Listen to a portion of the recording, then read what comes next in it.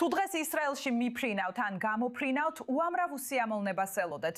ბენ-გურიონის აეროპორტის თანამშრომლების მოულოდნელმა გაფიცონ, რომელიც სამუშაო პირობებზე გაღიზიანებამ გამოიწვია ზაფხულის მოგზაურობის სეზონის პიკზე, რეგისტრაციები და ფრენები თითქმის სრულად შეაჩერა.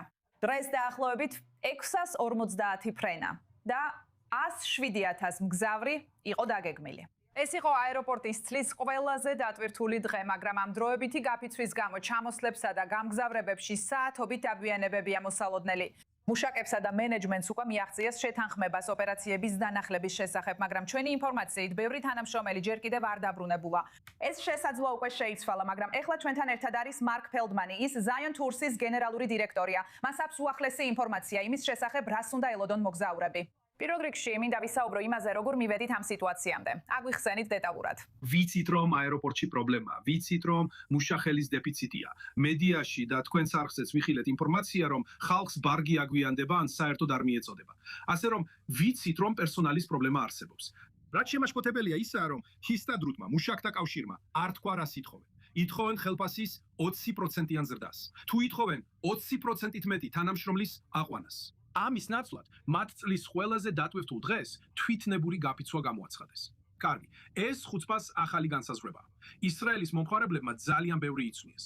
შემომავალი ტურისტების ნაკადი იმდენად მცირეა, რომ მოდი კიდევ უფრო მეტი პრობლემა შევქმნათ მათ. მოდი ეს გაურკვევლობა შევქმნათ, რომ ხალხმა არ იცის, აფრინდება თუ არა მათი თვითფრინავი, ან საერთოდ დაეშვება თუ არა. რადგან 90 წუთის განმავლობაში აეროპორტი დახურული იყო.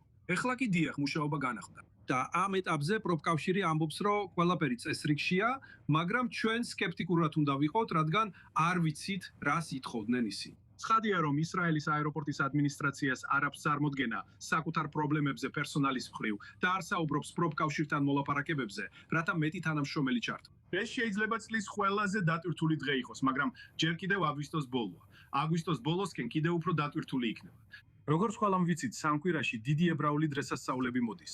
მართალია, ვფიქრობ, ისაც აქ ისრაელში ესე გასაოცარია არის ის ფაქტი, რომ სინამდვილეში მხოლოდ ერთი მთავარი საერთაშორისო აეროპორტია. ცხადია, ეხლა ჰაიფაში ფუნქციონირებს აეროპორტი, მაგრამ ბევრად ნაკლები რეისებით. სამხრეთში გაქვთ რამონის აეროპორტი, მაგრამ გზავნ ნაკადის უმეტესობა ბენ-გურიონის აეროპორტზე გადის.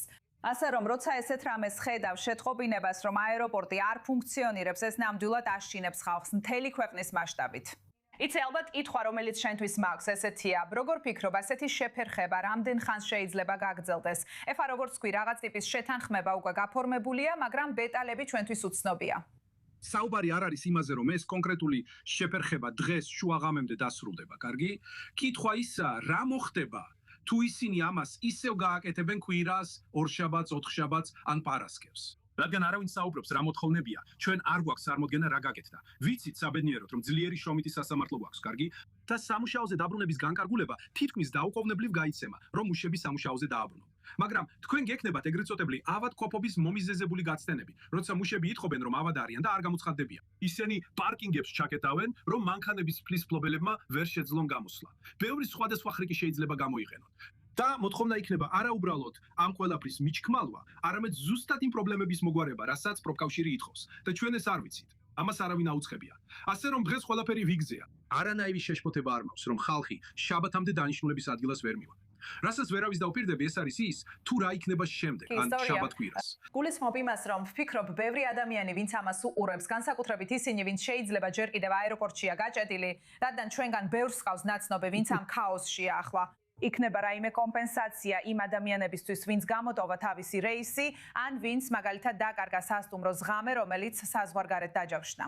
უკვე ვიცით, რამდენად ძვირია ისრაელელებისთვის ამ ქვეყნიდან გაფრენა ომის დაწყების შემდეგ, 7 ოქტომბრიდან. სამწუხაროდ არა, არც ერთი მოგზაურის დაზვევა არ ფარავს ფორს-მაჟორულ გარემოებებს ან სპონტანურ გაფიცვებს, კარგი? თუ აეროპორტის ადმინისტრაციას უჩივლებენ, დარწმუნებული ვარ, შეძლებენ თავი დაიცვან. იქნება თუ არა კოლექტიური სარჩელი ჰისტერდუტის წინააღმდეგ.